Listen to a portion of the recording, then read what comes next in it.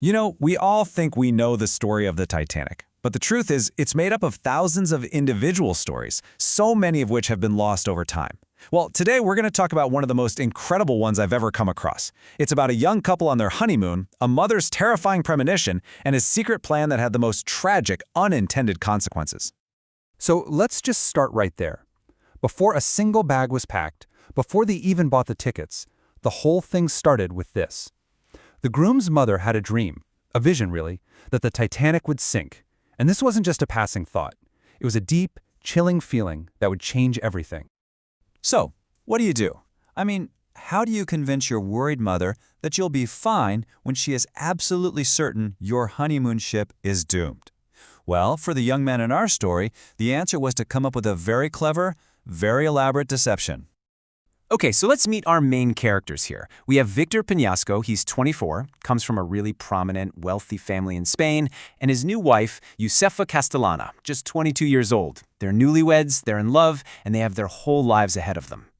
And their plan was exactly what you'd imagine for a couple like them. A huge, grand European honeymoon, kicking off in Paris and then sailing on the brand new Titanic all the way to New York. It was supposed to be the trip of a lifetime. But that dream, his mother's dream, was hanging over everything. And just so we're all on the same page, a premonition isn't just a casual worry. It's that deep, nagging feeling in your gut, right? That sense that you just know something bad is coming. For Victor's mother, this feeling about the Titanic was so powerful, she just couldn't shake it. So to try and calm his mother's fears, Victor comes up with this almost wild plan.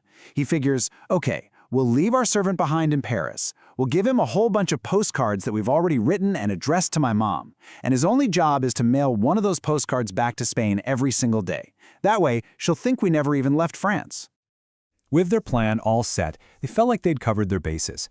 His mother would be getting daily postcards from Paris and would have no reason to worry. So, Victor and Josefa could finally relax and head off to board the so-called unsinkable ship. So feeling confident that this postcard scheme was working perfectly, they boarded the Titanic when it docked in Cherbourg, France. They were finally on their way, stepping onto the very ship his mother had begged them to avoid. And this is where this story takes a dark turn. The romance, the clever plan, it all gets washed away by the icy reality of the North Atlantic, as that terrible dream starts to become horrifyingly real. Just try to put yourself there for a second. It's late April 14th, 1912. Victor and Josefa are in their first-class cabin, probably talking about their day, getting ready for bed, and then suddenly, this massive jolt, a shudder that runs through the entire ship. Something is very, very wrong. And from there, everything happened fast. Victor, being the man he was, ran out to figure out what that noise was. When he came back into the cabin, there was no time for a long explanation. You can just imagine the look on his face. All he said was, "Get dressed, quickly." The nightmare had started.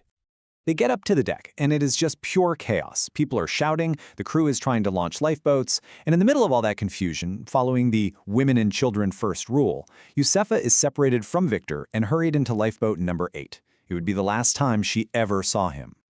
What's absolutely gut-wrenching is Josefa's own account of what happened next.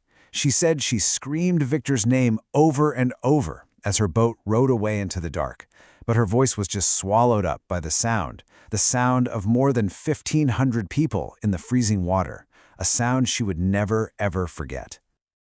So, Josefa survives, but now she has to navigate a world without her husband. And meanwhile, back in Spain, that well-intentioned plan with the postcards is about to create the most surreal and heartbreaking situation imaginable. A few days later, Josefa and the other survivors are rescued and brought to New York City. She's alive, yes, but she's also a 22-year-old widow, thousands of miles from home, haunted by what she'd just been through. And here is the final, tragic twist in this story. While the entire world is learning about the Titanic disaster, Victor's mother is at home in Spain, getting another cheerful postcard. The plan had worked a little too well. On the very day the news broke, a card from her son arrived, postmarked from Paris. So when people tried to tell her that her son was dead, she refused to believe it. How could he be? She was holding a postcard in her hand that proved he was safe and sound in France.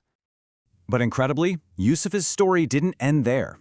Life, somehow, had to go on. And 6 years after losing Victor, she actually found love again and remarried, beginning a whole new chapter. And over time, she went on to have 3 children of her own. Josefa Castellana lived a very long life, passing away in 1972 at the age of 83. For 60 years, she carried the memory of that night, of her first love, and of that terrible sound across the water. You know, it really makes you think. We hear these huge historic events described with numbers and facts, but underneath all that, they're made up of intensely personal stories, just like this one. It just leaves you wondering how many other stories of love and loss are out there, just hidden in the pages of history.